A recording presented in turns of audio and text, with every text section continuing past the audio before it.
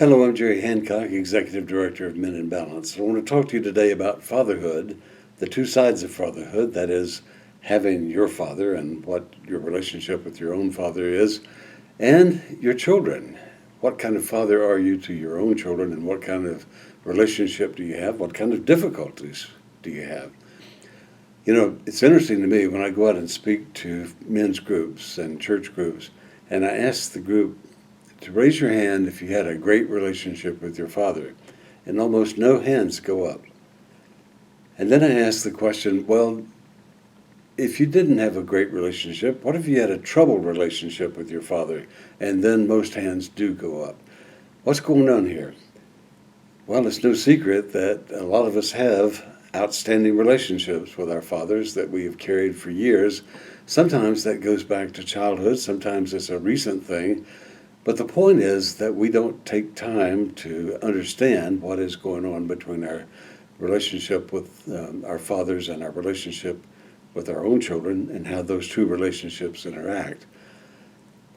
One thing that's true is that most of us as men expect our fathers to give us their blessing at some point in their life. It's sort of setting us free to be our own person and to be our own man and to say, I approve of what you're doing and I approve of what you're trying to accomplish. If we don't get that, then there's a gap, there's a hole in our soul, if you will, that is missing, and we don't understand why that is missing. On this website, you'll find some resources helping you deal with that, if that's something you're feeling, and it'll give you a chance to maybe look a little deeper into your relationship with your father. I want to tell you a little story that happened that I think you'll find interesting.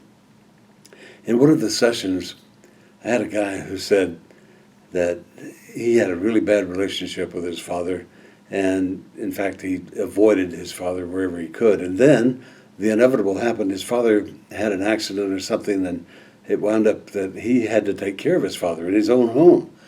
And he was really angry about that and upset that this was going to take so much of his time, and this relationship with his father now is going to be front and center, even though they've had a bad relationship in the past.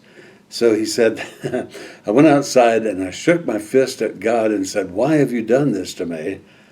And I shook my fist so hard that I threw my back out and wound up having to stay in the same room with my father while I recuperated. And guess what? I got to know the old man. Spending that amount of time together, we sort of came to a peace with each other, and I understood more about where he was coming from and what he was all about. Well, that's a terribly, terribly hard way to learn, but it is true that sometimes we have to go through a difficult experience to solve problems that are in our lives or solve relationship issues in particular. So I want you to pay attention to your relationship with your father and think seriously about how you can improve that.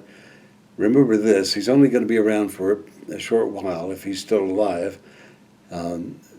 Even though it may be several years or decades, it's still a short period of time, all things considered.